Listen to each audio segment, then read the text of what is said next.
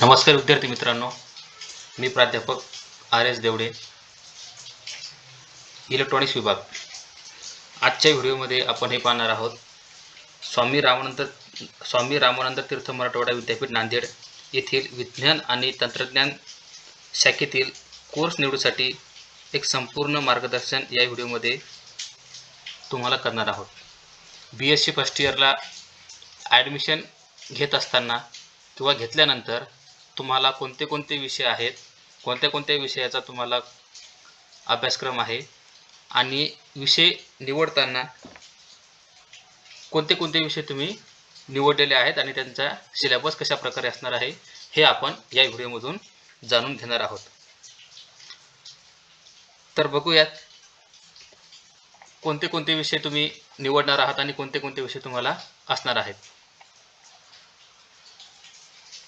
बघा, ॲडमिशन घेत असताना तुम्ही तुमच्या ॲडमिशन फॉर्मवरती एकंदरीत 9 विषय त्या ठिकाणी टाकणार आहात.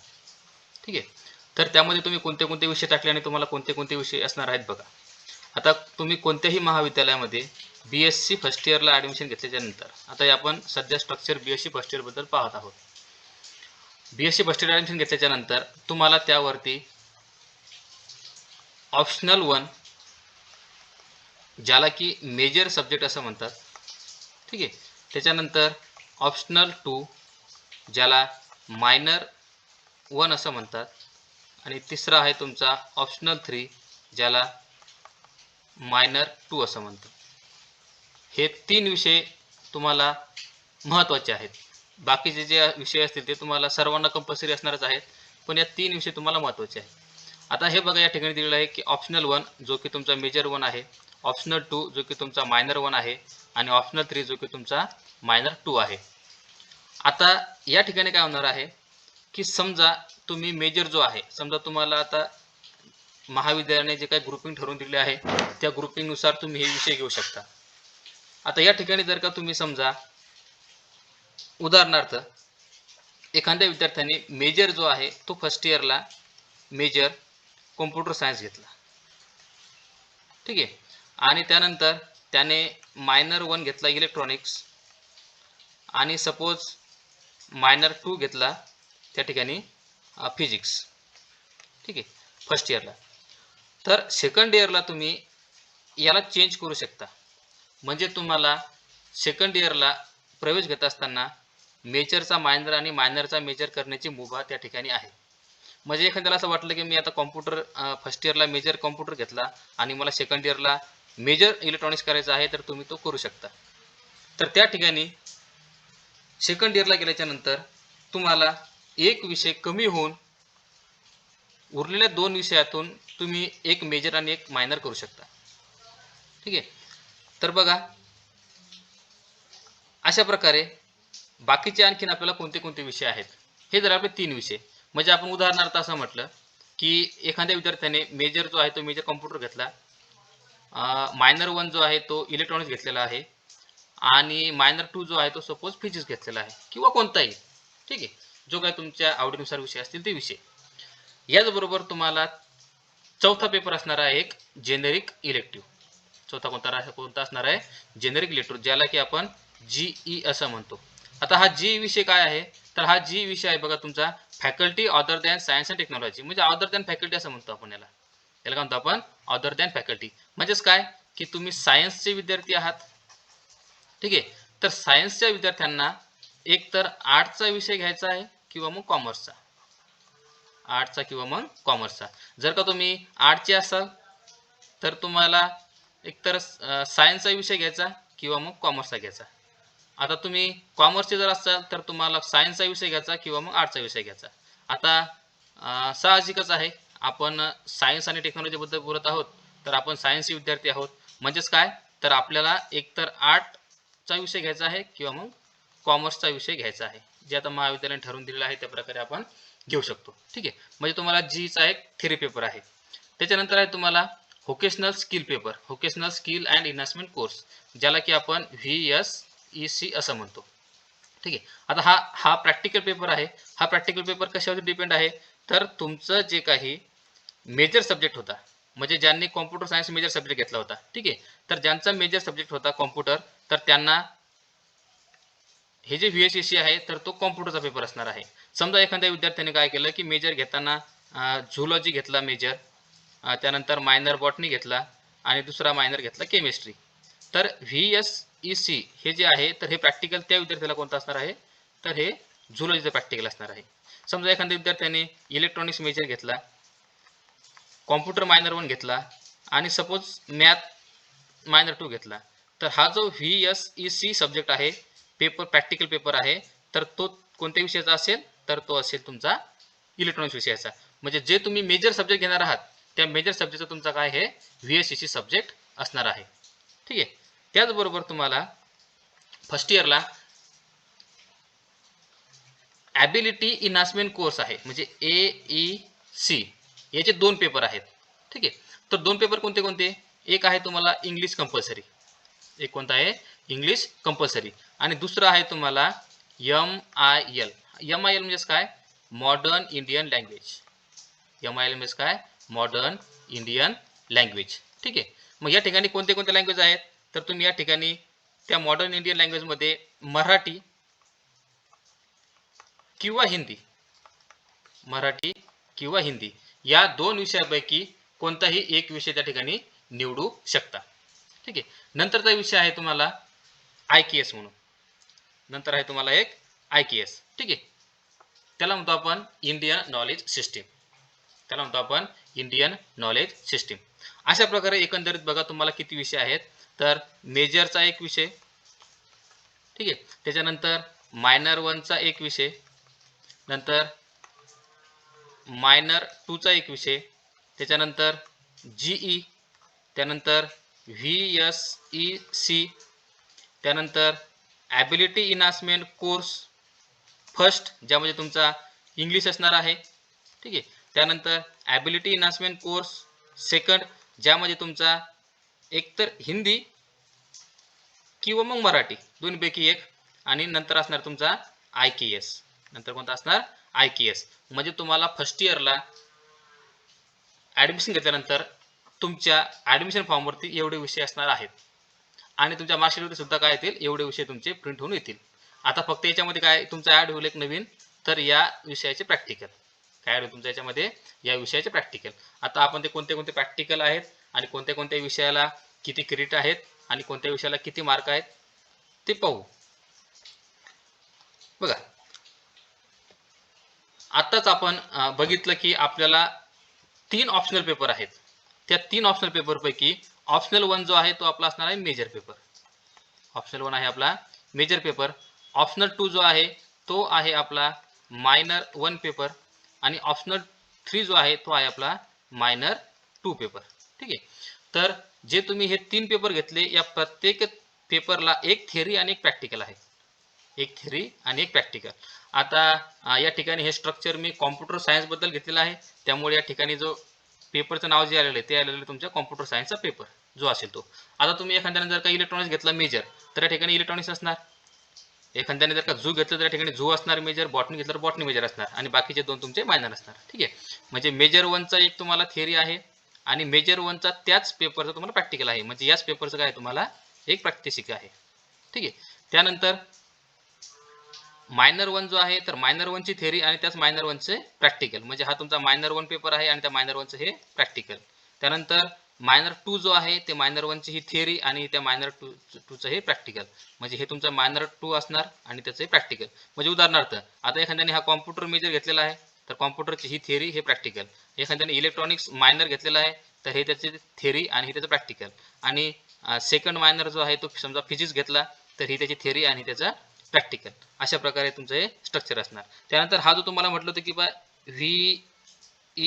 VESC व्होकेशनल इन्हान्समेंट कोर्स जो आहे, हा व्होकेशनल स्किल्स कोर्स जो आहे, तर हा तुमचा कोणाशी रिलेटेड आहे, तर तुमचा जो मेजर सब्जेक्ट असणार आहे या मेजर सब्जेक्टशी रिलेटेड हे तुमचं सब्जेक्ट असणार, म्हणजे हा प्रॅक्टिकल तुमचा हा कोर्स असणार आहे. त्याचबरोबर तुमचा कोणता आहे या ठिकाणी जीचा पेपर आहे, कोणता? Generic elective. याला म्हटलं आपण अदर दॅन फॅकल्टी. काय म्हटलं आपण याला? Other than faculty. म्हणजेच काय की तुमचं या ठिकाणी जसं तुम्हाला सांगितलं की तुम्ही सायन्सचे विद्यार्थी आहात, तर तुम्हाला आर्टचा किंवा मग कॉमर्सचा एखादा विषय तुम्हाला या ठिकाणी असणार आहे.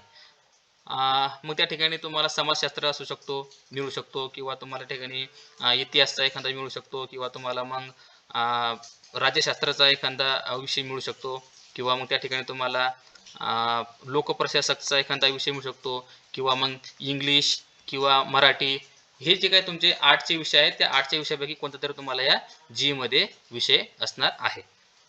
ठीक आहे. त्यानंतर नंतरचा पेपर आहे तुम्हाला ॲबिलिटी इन्हान्समेंट कोर्स. आता तुम्हाला म्हटलं की दोन तुम्हाला या ठिकाणी कोर्स आहेत ॲबिलिटी इन्हान्समेंट. कोणता कोणता? एक आहे तुमचा हा इंग्लिश, म्हणजे इंग्लिश कंपल्सरी आहे.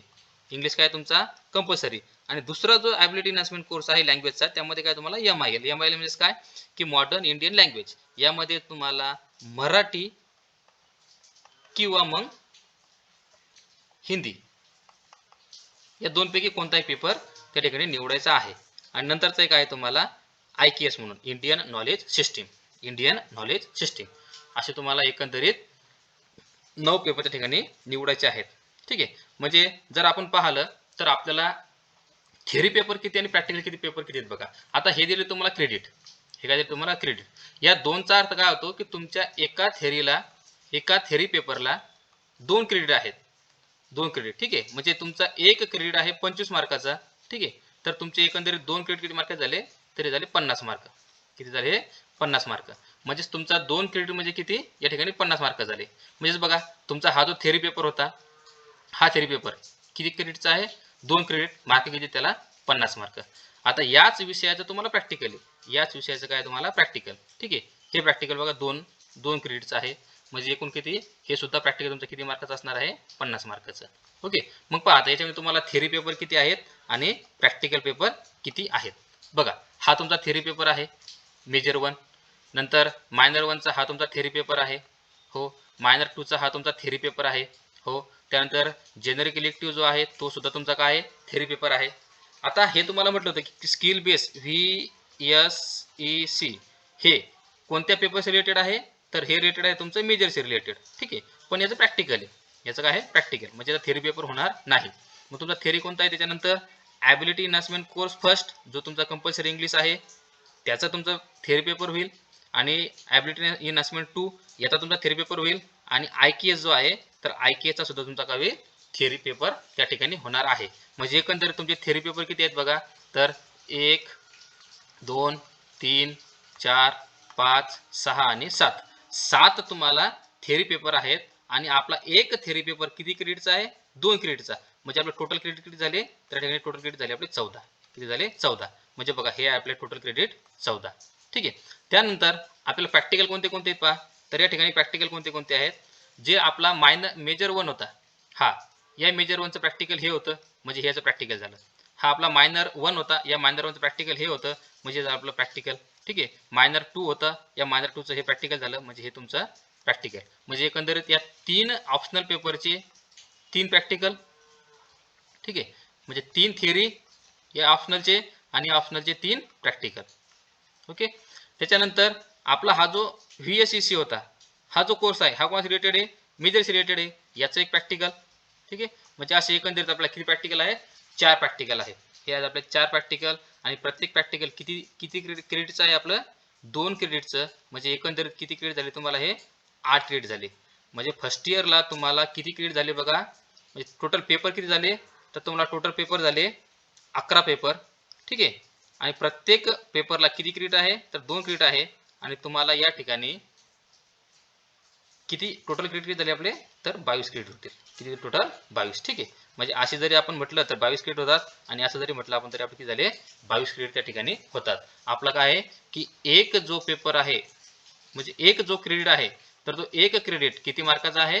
तर तो 25 मार्काचा आहे. 2 क्रेडिटचा पेपर आहे, म्हणजे तो पेपर तुमचा किती मार्काचा असणार? 50 मार्काचा पेपर असणार. ठीक आहे. अशा प्रकारे काय आहे तर आपल्या ठिकाणी थिअरी आणि प्रॅक्टिकल पेपर आपल्याला आहेत. म्हणजे बघा आता आपण जर एकंदरीत जर बघितलं तर आपल्याला कोणते कोणते विषय आहेत आणि कोणते कोणते आपल्याला विषय आपण त्या ठिकाणी निवडलेले आहेत. ठीक आहे. बघा तर एक आहे आपल्याला मेजर.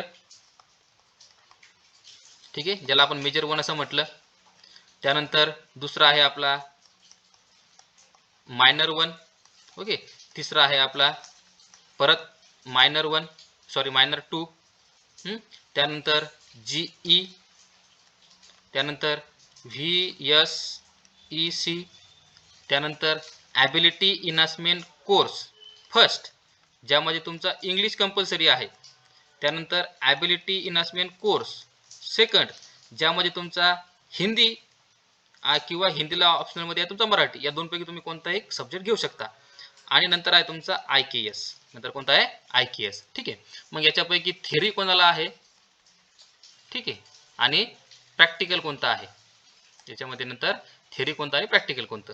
तर तुमचा जो मेजर आहे, ठीक आहे, मेजर 1, मग तो तुम्ही कोणता मेजर घेणार आहात तो मेजर. या मेजरची एक थेरी आहे, सेम याचं प्रॅक्टिकल आहे. मायनर जो तुम्ही घेणार आहात त्या मायनरची एक थेरी, सेम त्याचं प्रॅक्टिकल.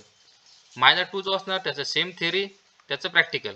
GE जो आहे GEची थेरी, VSEC जो आहे याला थेरी नाही पण याला प्रॅक्टिकल आहे. ठीक आहे. GEला थेरी आहे, प्रॅक्टिकल नाही.